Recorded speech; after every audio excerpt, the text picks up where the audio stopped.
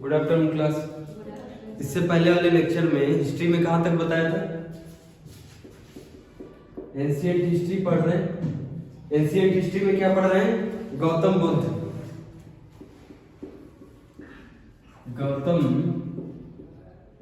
बुद्ध जी के बारे में पढ़ रहे हैं।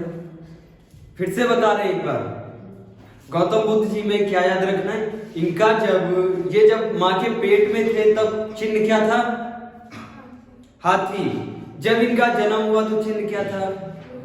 लोटस और सांड। उसके बाद जब इनका जन्म हो गया उसके बाद इनको सन्यासी, इनके किस्मत में, इनके डेस्टिनी में क्या लिखा था?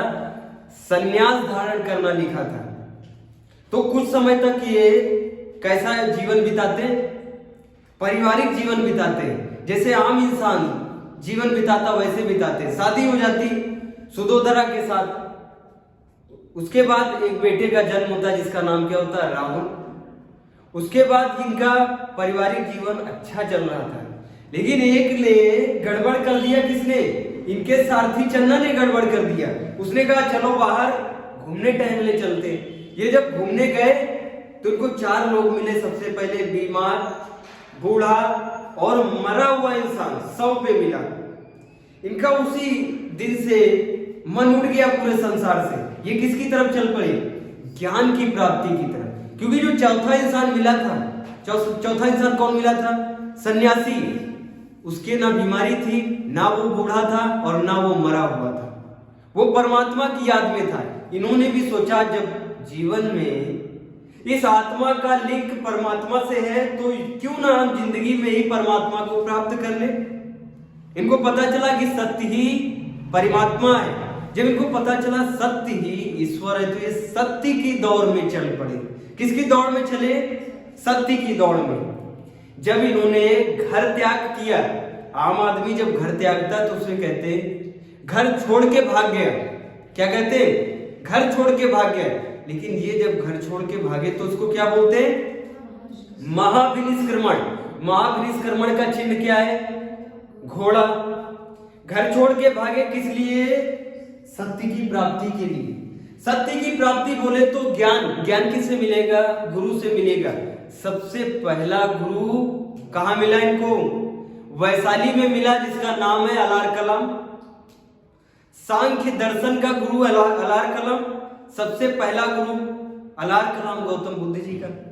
उन्होंने इनको ज्ञानवान नहीं दिया। भेड़ बकरी चरवाए, कहा गाय को पानी डाल दो, गाय को भूसा लगा दो। इनको लगा यहाँ ज्ञान नहीं मिलने वाला, यहाँ तो और भी ज्ञान जाने वाला है। तो ये वहां से चल दिए दूसरे गुरु की तलाश में। दूसरा गुरु कौन मिला? रामपुत्र योगाचार्य। उनसे भी इनका भला नहीं हुआ। तो ये समझ गए कि गुरु तो अपने आप में है, ज्ञान तो अपने अंदर ही है, सिर्फ उसको झांकना है। यही सत्य है। तो ज्ञान सबके अंदर होता है। कोई भी दुनिया में गुरु नहीं है और कोई भी दुनिया में शिष्य नहीं। जो तुमको दुनिया में सिखाए वो गुरु है, और जिससे तुम सीखो तभी तुम क्या हो? शिष्य। तो समझ गए कि सारा ज्ञान हमारे ही अंदर है। बस ये सीधे कहां चले आए? बिहार के गया चले आए। कहां चले आए? बिहार के गया आए। और गया में एक पेड़ लगा है। ये पेड़ कौन सा है? पीपल का पेड़ है। पीपल का पेड़ है। बगल से जो पीपल के पेड़ के बगल से जो नदी निकली है उस नदी का नाम है निरंजना। याद रखना, निरंजना नदी, जिसे आज क्या कहते हैं? फाल्गु नदी कहते हैं। कौन सी नदी है? निरंजना नदी। और इसी पीपल के ट्री के नीचे कौन बैठा हुआ है? गौतम बुद्ध जी बैठे। क्या कर रहे हैं? ज्ञान की प्राप्ति करना चाहते हैं। किसकी प्राप्ति? ज्ञान की प्राप्ति। ज्ञान की प्राप्ति के लिए ये कितने साल भटके। इन्होंने महाविनिष्क्रमण कब किया था? किस एज में इन्होंने घर को त्यागा था? 29 साल की उम्र में। याद रहेगा, 29 की उम्र में इन्होंने घर को त्याग दिया। उसको क्या कहते हैं? महाविनिष्क्रमण। चिन्ह क्या है? घोड़े का चिन्ह है महाविनिष्क्रमण का। याद रहेगा। क्या है चिन्ह? घोड़े का चिन्ह है। कब इन्होंने घर को त्यागा? 29 की उम्र में घर को त्याग दिया। ज्ञान की प्राप्ति 6 वर्ष के बाद, बोले तो 35 वर्ष में ज्ञान की प्राप्ति हो जाएगी। 35 की उम्र में कहां हुई ज्ञान की प्राप्ति? बिहार के, ध्यान से सुनना, बिहार के गया में, बिहार के गया में जहां पेड़ क्या लगा है, कौन सा पेड़ लगा है? पीपल का पेड़। जब इनको ज्ञान की प्राप्ति हो गई, कुछ समय के बाद इनके ही नाम पे, इनके ज्ञान के नाम पे इसका नाम रखा गया बोध गया। आज भी क्या नाम है इसका? बोध गया। बोध गया याद रहेगा। बोध गया जब जाओगे बिहार के बोध गया, तो वहां पे तुमको, जहां पे इनको ज्ञान की प्राप्ति हुई थी, वहां पे पीपल के पेड़ लगाए गए हैं। ये वो पेड़ नहीं है जहां पे इनको ज्ञान की प्राप्ति हुई थी। उस पेड़ को राजा शशांक ने कटवा दिया था। ब्राह्मण राजा था। ब्राह्मण सबसे ज्यादा किससे क्रोधित होते थे? जो उनकी दुकानों को बंद करा रहे। कौन उनकी दुकानों को बंद कराना चाहता है? सबसे पहले शख्स का नाम है गौतम बुद्ध। तो बताओ उनको गुस्सा आएगी नहीं गुस्सा आएगी? इसी प्रकार का राजा एक हुआ था जिसका नाम था राजा शशांक, और एक राजा नाम है पुष्यमित्र शुंग। आगे बढ़ाएंगे, इनकी ये स्टोरी क्लियर है। इनको ज्ञान की प्राप्ति कहां हुई? बिहार के गया में। जब इनको ज्ञान की प्राप्ति बिहार के गया में हुई, तो उसी पे नाम क्या रखा गया बिहार का? बोध गया। किस पेड़ के नीचे पूछा जाता है? पीपल के पेड़ के नीचे। नदी कौन सी बगल से निकली है? साइड से नदी कौन सी निकली? निरंजना नदी। आज इसको क्या बोलते हैं? निरंजना नदी, फाल्गु नदी। पूछा जाता है, ये सब क्वेश्चन आते हैं। इनको जब ज्ञान की प्राप्ति हो गई, पूर्ण ज्ञान की प्राप्ति हो गई, तो ये क्या बन गए? गुरु बन गए। और गुरु क्या ज्ञान नहीं बांटेगा? जब गुरुत्तम आ जाता है अपने अंदर, तो एक लालसा अंदर से होती है कि कहीं ना कहीं हम अपना ज्ञान क्या करें? झोंक दें, किसी ना किसी को अपना ज्ञान हम बताएं। तो ये स्टार्टिंग में ज्ञान बताना कहां स्टार्ट करेंगे? जहां इनको ज्ञान की प्राप्ति हुई वहां बताएंगे नहीं बताएंगे? इन्होंने 8 ब्राह्मणों को ज्ञान बताया। 8 ब्राह्मणों को अपना ज्ञान बताया। कहां पे? गया में बताया। लेकिन गया में इन 8 ब्राह्मणों ने इनकी बेइज्जती कर दी। कहा ब्राह्मण है हम, तुम हमको ज्ञान बताओगे? अगर तुमको चाहिए तो हम ज्ञान बताते तुमको। इनकी घोर बेइज्जती कर दी। इनको लगा कि घर की मुर्गी दाल बराबर। बोध गया में हमने ज्यादा से ज्यादा समय बिताया। अब तो हम बिहार के हो चुके हैं, तो बिहार के लोग हमको नहीं समझेंगे। समझेंगे क्या? जिस क्षेत्र में तुम रहते हो वहां के लोग तुमको नहीं समझते। समझते? अरे घर के लोग, तुम चाहे जितना ज्ञानी हो जाओ, जब घर के लोगों को ज्ञान बताओगे तो समझेंगे कि ये ज्ञान झूठा है, क्योंकि ये तो बच्चा था हमारे सामने, हम तब से इसको देख रहे हैं, ये कब से ज्ञानी हो गए। वो तुम्हारे ज्ञान को नहीं समझेंगे। है ये रियल बात है नहीं? ये बताओ। घर, इसीलिए तो कहावत है नहीं, दूर के ढोल सुहाने, घर की मुर्गी दाल बराबर। जब ये ज्ञान गया में देते, जब ये ज्ञान बिहार में देते, कोई सुनना नहीं चाहता। तो इन्होंने सोचा कि अब बाहर जाके ज्ञान देते। तो ये बाहर किधर चल पड़े? यूपी की तरफ चले। किधर? यूपी की तरफ। इसका नाम ही है क्या? उत्तर प्रदेश। यही मिलते सबको उत्तर। मोदी जी को भी इनके जीवन का उत्तर प्रदेश में ही मिला था। अटल बिहारी वाजपेयी को भी उत्तर प्रदेश में ही मिला था। और गौतम बुद्ध को भी उत्तर प्रदेश में ही मिलेगा। उत्तर प्रदेश की स्टार्टिंग में दो बंजारे टहल रहे थे। उनको सबसे पहले शिक्षा दी किसने? गौतम बुद्ध ने। यही सबसे पहले शिष्य बने। सबसे पहले शिष्य गौतम बुद्ध के सबसे पहले शिष्य याद रखना कौन है? भल्लिक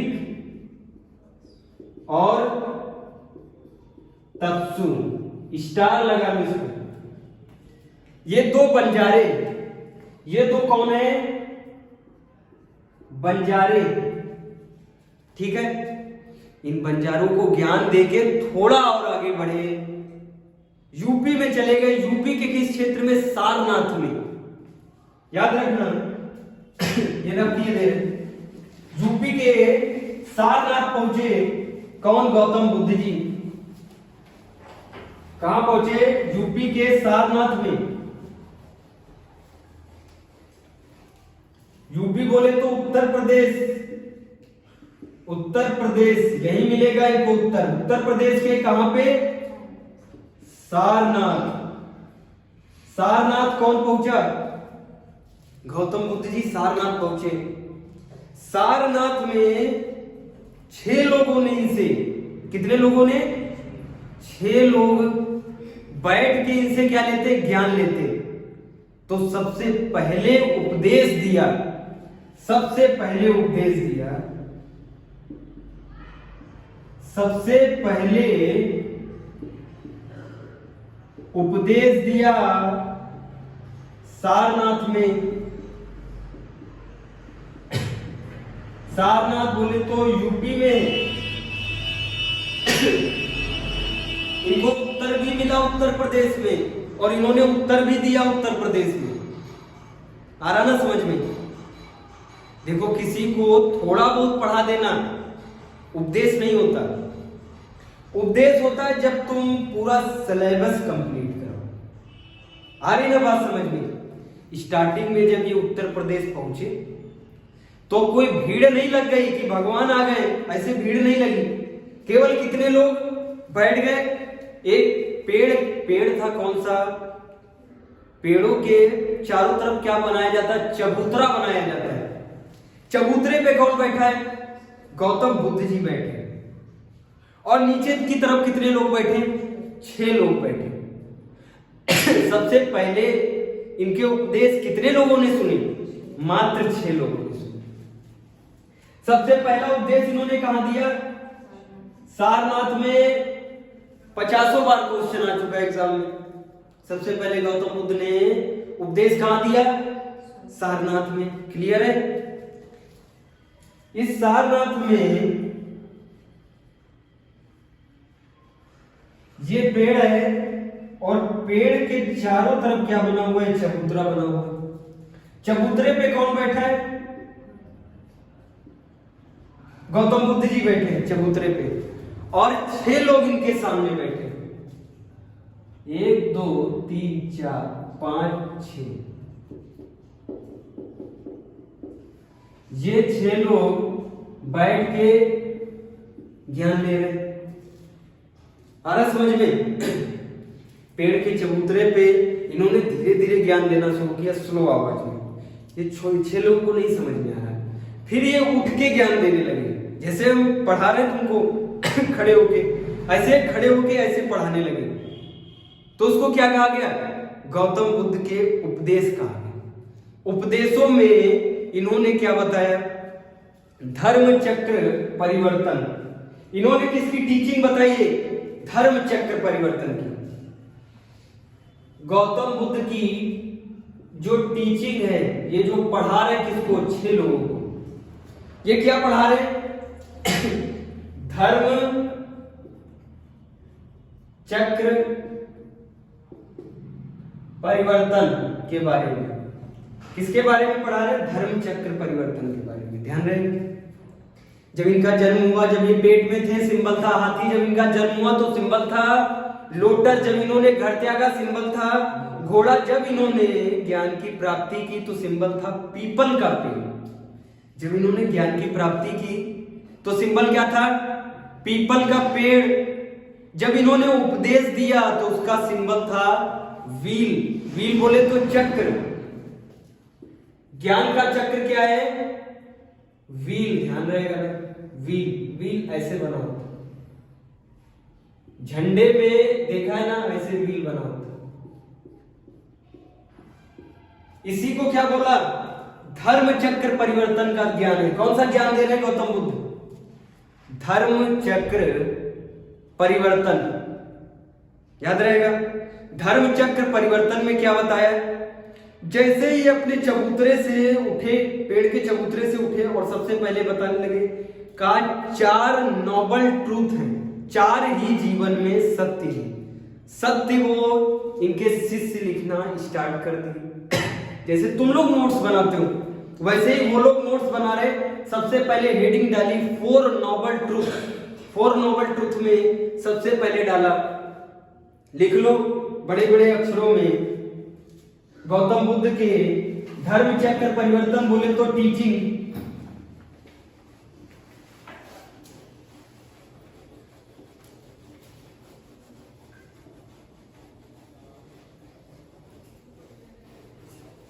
धर्म चक्र परिवर्तन में क्या पढ़ाने जा रहे हैं, सबसे पहले ये क्या पढ़ाने जा रहे हैं, 4 नोबल ट्रूथ। ध्यान से लिखो, 4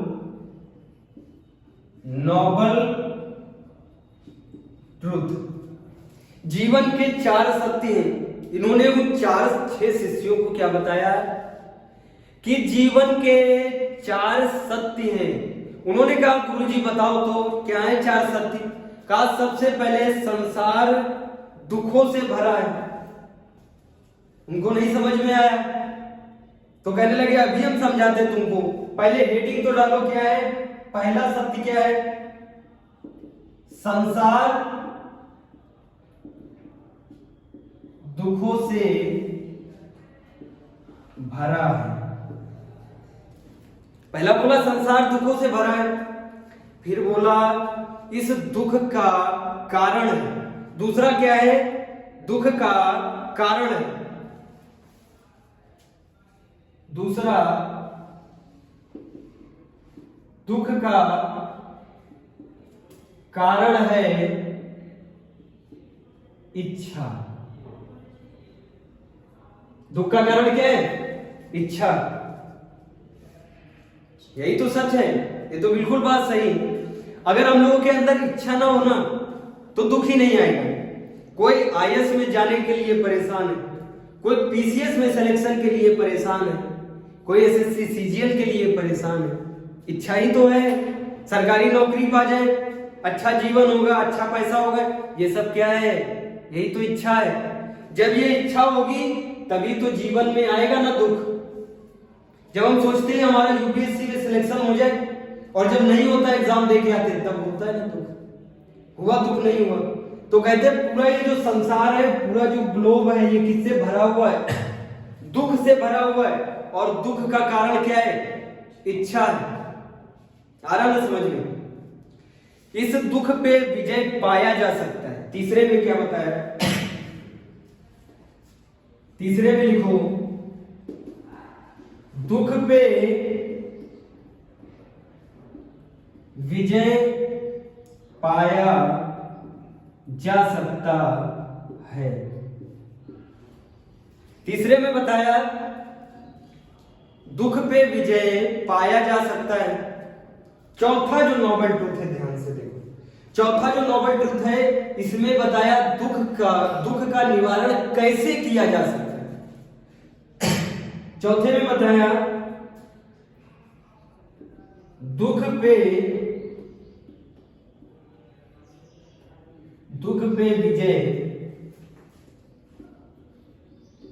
विजय या फिर निवारण 8 अष्टांगिक मार्ग को फॉलो करके किया जा सकता है। है ना नोबल ट्रूथ समझ में। 4 बताए गौतम बुद्ध ने अपनी टीचिंग में।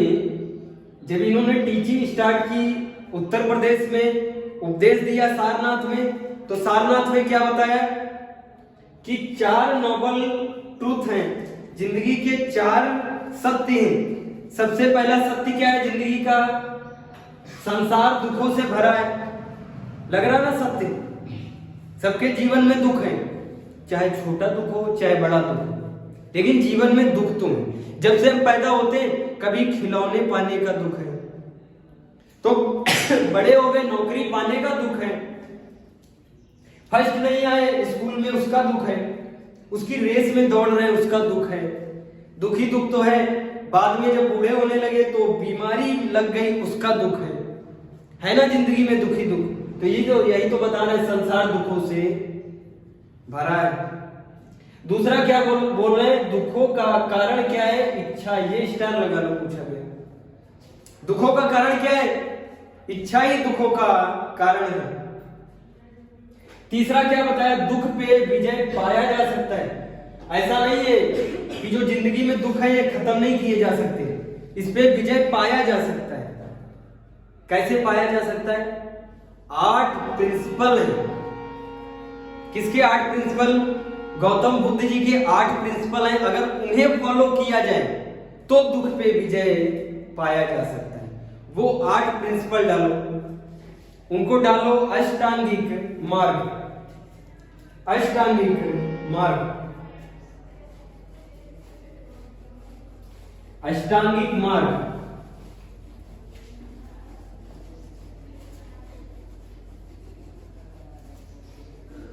अब देखो तू कैसे खत्म होंगे जिंदगी के।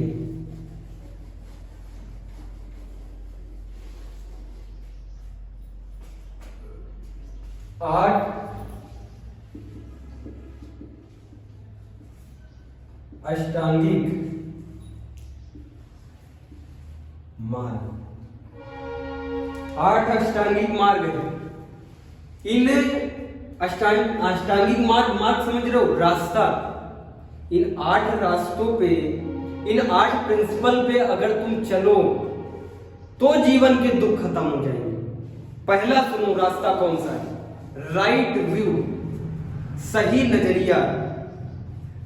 सही नजरिया पहला है मार्ग,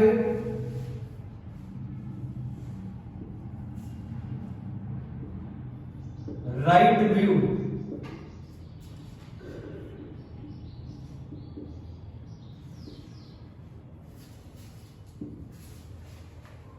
सही नजरिया, सही नजरिया समझ रहे हो, राइट फोकस, याद रहेगा।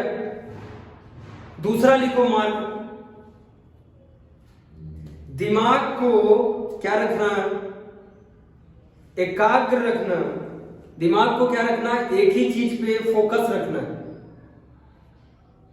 दिमाग को, दिमाग में जो गंदगी है, कूड़ा कचरा है, उसको क्या करना है, बाहर निकालना। दूसरा है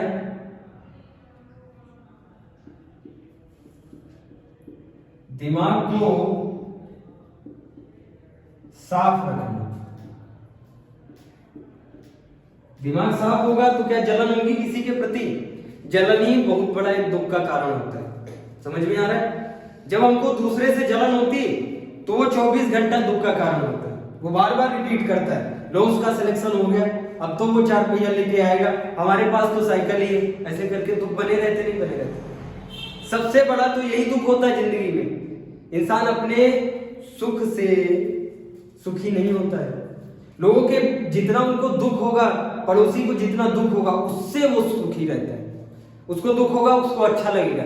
लेकिन अगर वो क्या है, अच्छे से खा पी रहा, केटीएम वगैरह ले आया, होंडा सिटी ले आया, वो खुश हो गया तो वो दुखी होने लगेगा। ये भी सबसे बड़ा दुख का कारण है। नहीं, ये दुख का कारण कैसे हटेगा, दिमाग को क्या रखना है, साफ रखना है। कूड़ा कचरा, कूड़ा कचरा बाहर करो दिमाग से।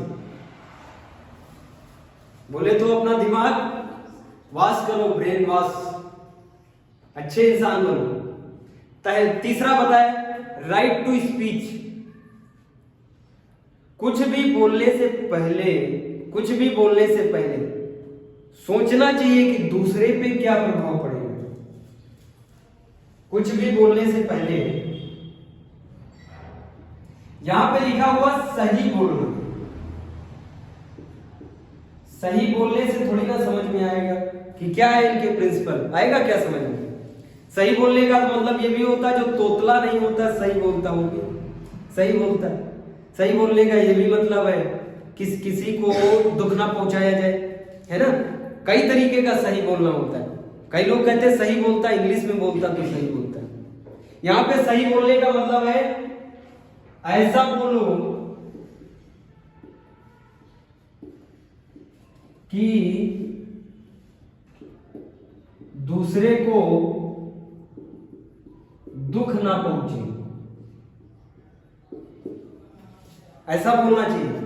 तीसरा मार्ग समझ में आया गौतम बुद्ध जी का। चौथा मार्ग राइट एक्शन।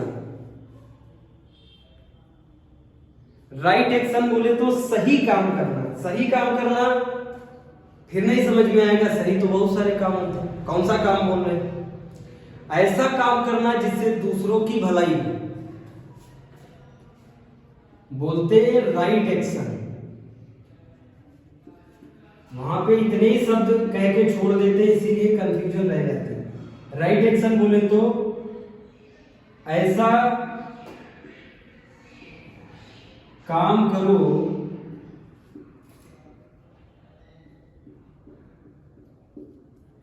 जिससे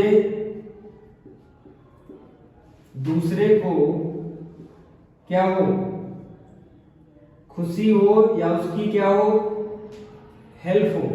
ऐसा काम करना चाहिए। आया ना ये वाला मार्ग समझ में? चौथा मार्ग ऐसे ऐसे काम करने चाहिए जिंदगी में। नोट डाउन करो सकते। फिर लिखो पांचवा मार्ग है गौरवपूर्ण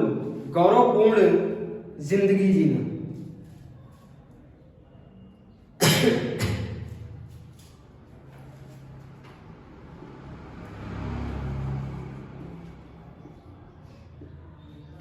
गौरवपूर्ण, रिस्पेक्ट वाली, इज्जतदार, गौरवपूर्ण जिंदगी जीना।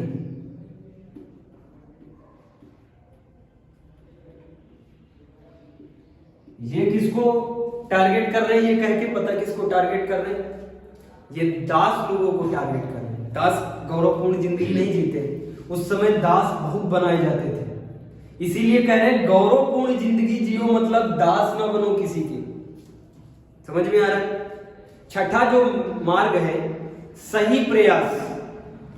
छठा मार्ग जिंदगी में सही प्रयास करना। सही प्रयास छठा आया समझ में। सातवां लिखो राइट कॉन्सेंट्रेशन। सही प्रयास, राइट कॉन्सेंट्रेशन बोले तो ये जो प्रयास कर रहे हो तुम, ये जो प्रयास की बात कर रहे हैं, इस प्रयास पे कॉन्सेंट्रेशन होके काम करना। कॉन्सेंट्रेशन, मेडिटेशन, एकाग्रचित होके काम करना। मेडिटेशन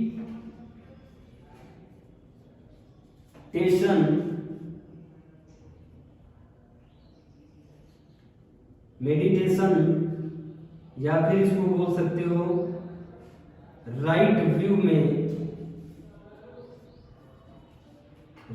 में कार्य करना।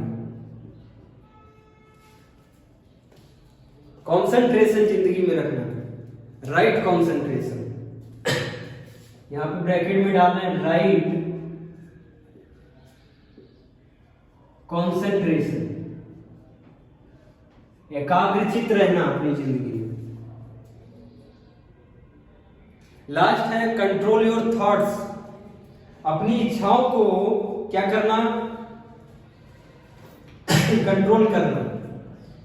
आठवां मार्ग है, इधर लिखे थे, आठवां मार्ग है कंट्रोल योर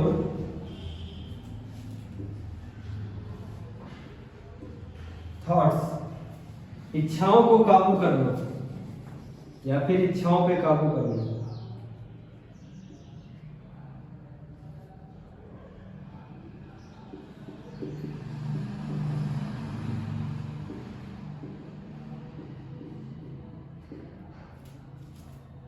इतना कर लो तो क्या बन जाओगे? अच्छे इंसान बन जाओगे। अच्छे इंसान मतलब गौतम बुद्ध के प्रिंसिपल पे चलने वाले बन जाओगे। इतनी ये टीचिंग दी है। इस पूरी टीचिंग को क्या बोलते हैं? धर्म चक्र परिवर्तन।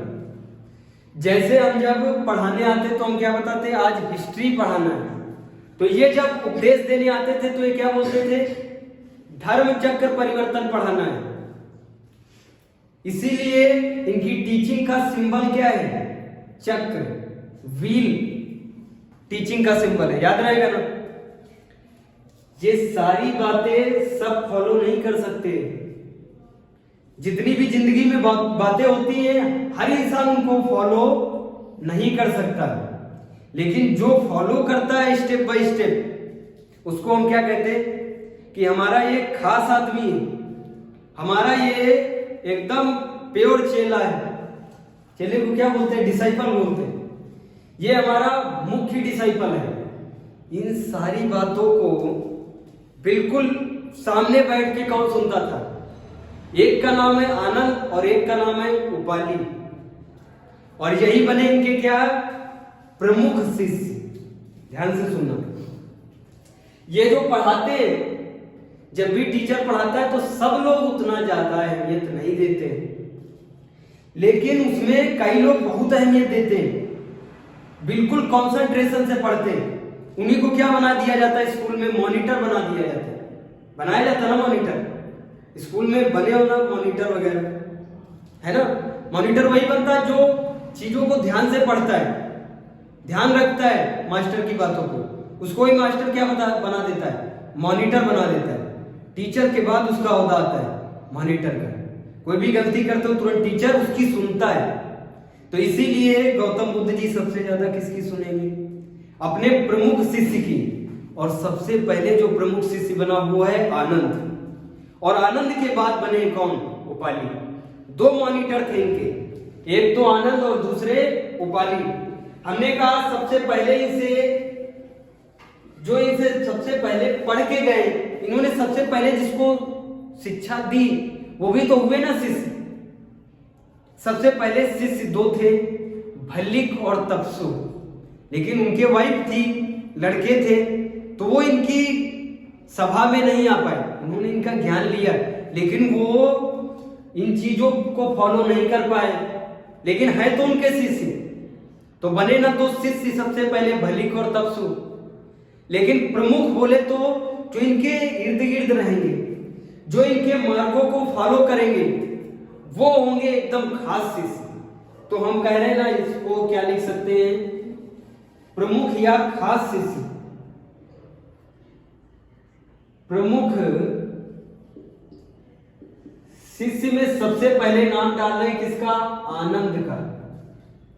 आनंद बहुत खचरा था ये इनके पूरी टीम में। अभी इसकी कहानी देखना आगे। एक तो पहले आनंद है और दूसरा प्रमुख शिष्य बनेगा उपाली। इन दोनों पे स्टार लगा दिया, पूछा गया प्रमुख शिष्य कौन थे? आनंद और उपाली। ध्यान रहेगा, आनंद और पहले जब ये सारनाथ में शिक्षा दे रहे हैं, तब उस टाइम पे कितने लोग बैठे? 6 लोग बैठे। 6 लोग जब घर जाएंगे तो इनकी शिक्षा को बताएंगे कि अरे भाई पूरी जिंदगी दुख का कारण, दुख है, दुख के कारण है, दुख का निवारण भी है, निवारण के अष्टांगिक मार्ग है, इन पे चला जाए तो दुख दूर हो जाएंगे। तो इनकी वाइफ को भी समझ में आएगा। जो ये 6 लोग गए, इनकी वाइफ को नहीं समझ में आएगा। इनकी वाइफ भी कहेंगे बड़ा अच्छा इंसान है, बोलेगी ना कि तुम बहुत अच्छी जगह जाते हो। इनकी वाइफ भी आएंगी, स्टार्टिंग में स्त्री भी आएंगी। कहां? गौतम बुद्ध से शिक्षा लेने, लेकिन गौतम बुद्ध क्या कर देंगे? मना कर देंगे। कहेंगे संघ में स्त्रियों का प्रवेश वर्जित है। नहीं शिक्षा देते तो इन 6 लोगों की वाइफें वापस चली जाती। ये 6 लोग आते। फिर जब स्कूल ज्यादा चलने लगता है तो उसमें एंट्रेंस एग्जाम होता है। सुना है ना, आरएलबी में एंट्रेंस एग्जाम होता, सब पास नहीं कर पाते है ना। एंट्रेंस एग्जाम होते, बड़े बड़े कॉलेजों में एंट्रेंस एग्जाम होते। जब किसी चीज का नाम चल जाता है तो उसमें अच्छे अच्छे स्टूडेंट लिए जाते हैं। अब इनका नाम चल गया बहुत तेज, गौतम बुद्ध जी का। अब इनके स्कूल में सब आना चाहते हैं, इनसे सब शिक्षा लेना चाहते हैं। अब होगा एंट्रेंस एग्जाम। एंट्रेंस एग्जाम बोले तो एकदम सरल एग्जाम है, सिर्फ 3 चीजें बोलनी पड़ेंगी। जैसे गदर फिल्म में सनी देओल से अमरीश पुरी ने क्या बुलवाया था, कहता ना कि बोलो हिंदुस्तान पाकिस्तान जिंदाबाद, 3 बार बुलवाता तो कहता पाकिस्तान जिंदाबाद, पाकिस्तान जिंदाबाद। उसी प्रकार यहाँ पे भी 3 चीजें बुलवाई जाती। सबसे पहले बुद्धम शरणम गच्छामि, तो उसको बोलना पड़ेगा बुद्धम शरणम गच्छामि।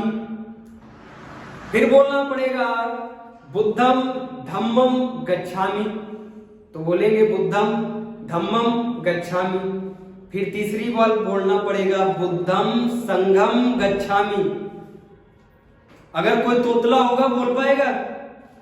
तोतला होगा वो कैसे बोलेगा? उसके मुंह से तो आवाज निकलेगी। इसका मतलब तोतले लोगों का आना जाना वर्जित हो गया, नहीं हो गया? और ये तोतले लोग उस टाइम क्या कहे जाते थे? दास कहे जाते थे। तो इसका मतलब स्त्री और दास का वर्जित है आना। अभी स्त्री अभी आएंगी, जब आनंद सिफारिश लगाएंगे इनके शिष्य तब आएंगी स्त्री, लेकिन अभी स्त्री नहीं आ रही। और तोतला बोले तो दास भी नहीं आ सकता। आ रहा ना समझ में?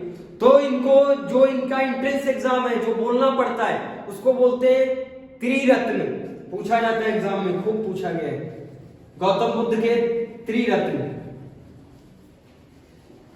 डाल लो हेडिंग,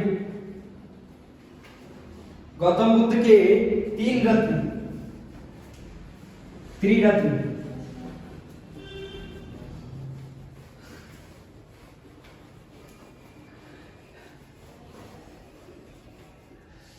त्रिरत्न डालो हेडिंग।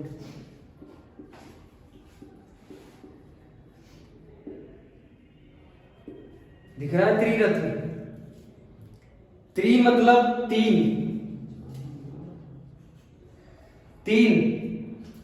है ना। रत्न बोले तो उनके लिए क्या है? बिल्कुल गंगा जल के समान, रत्न के समान 3 शब्द। किसके समान? रत्न समझते हो?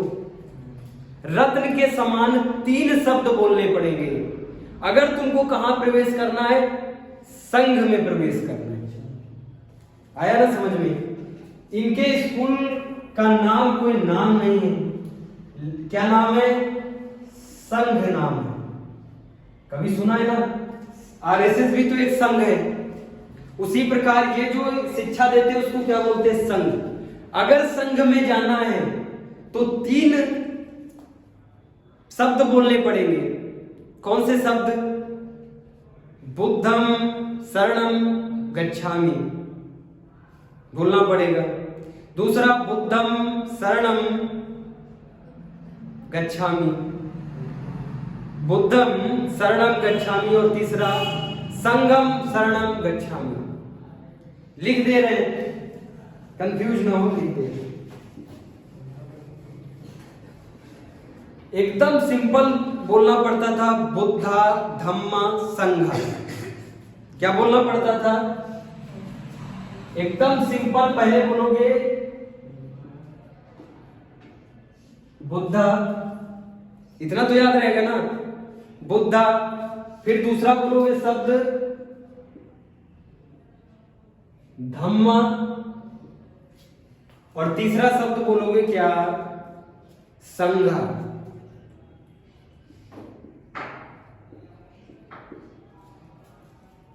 तीन शब्द बोलने पड़ेंगे। ये 3 शब्द गौतम बुद्ध जी क्या कहते हैं? ये रत्न के समान है। ये जेवर के समान है, ये हीरो के समान है। इन 3 शब्दों को अगर नहीं बोला तुमने तो फिर तुम संघ में प्रवेश नहीं कर पाओगे। जैसे ही कोई संघ में आता था तो सबसे स्टार्टिंग में क्या बोलना पड़ता था? बुद्धा धम्मा संघ। आ रहा ना समझ में? बुद्धा बोले तो गौतम बुद्ध, धम्म बोले तो इनकी टीचिंग जो अभी पढ़ाई है, धर्म चक्र परिवर्तन, वो है धम्मा। आ रहा ना समझ में? डॉक्ट्राइन ऑफ बुद्धिज्म कहते हैं, उनकी टीचिंग, इसको बोलते हैं डॉक्ट्राइन ऑफ बुद्धिज्म। संघा बोले तो जो उनका स्कूल है उसका नाम है संघा। अब इसको थोड़ा कॉम्प्लिकेटेड कर देंगे। स्टार्टिंग में तो देखो सरल है, बुद्धा धम्मा संघा, लेकिन जब धीरे धीरे समय बढ़ता है तो धीरे धीरे हर चीज कॉम्प्लिकेटेड होती है। तो इसको थोड़ा कॉम्प्लिकेटेड क्या कर देंगे कि अब तुमको क्या बोलना है? बुद्धा शरणम गच्छामि। देखो इसी शब्द को क्या कर दिया,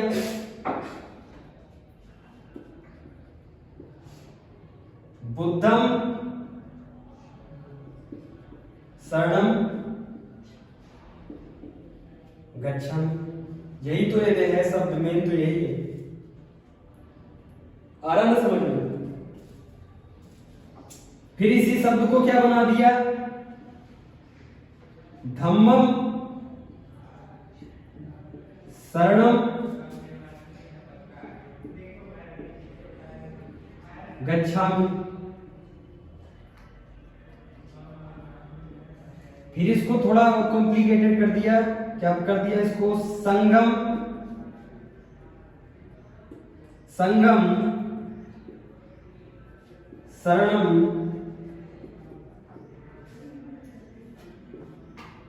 गच्छामि। इसमें कॉम्प्लिकेटेड तो कुछ नहीं किया है, और तो ये वाले तो शब्द एकदम सेम सेम है, शरणम गच्छामि। बस इसी शब्द को क्या कर दिया? मां लगा दिया पीछे से। बुद्धम शरणम गच्छामि, बुद्धम शरणम, धम्मम शरणम गच्छामि, और लास्ट में संगम शरणम गच्छामि। बस इतना बोलो, एंट्री कर जाओ कहां पे? संघ में। लेकिन ये शब्द क्या तोतला बोल पाएगा? नहीं बोल पाएगा। उस समय के जो दास होते थे, कईयों के जो कई सारे दास होते थे, उनकी जुबान काट दी जाती थी उनकी। और जुबान कटे हुए लोग कैसे होते? तोतले होते। तो बताओ, दास लोग यहाँ एंट्री कर सकते?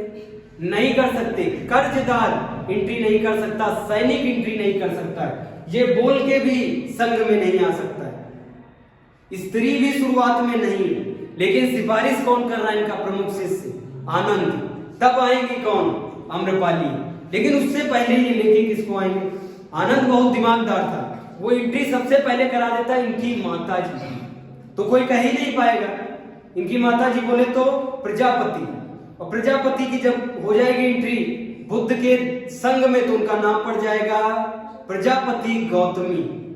अभी तो इनका खुद का नाम पड़ा है ना, गौतम बुद्ध, तब उनका नाम पड़ेगा। याद रहेगा। आगे की बात कल करेंगे, अभी ये सब नोट डाउन करो त्रिरत्न।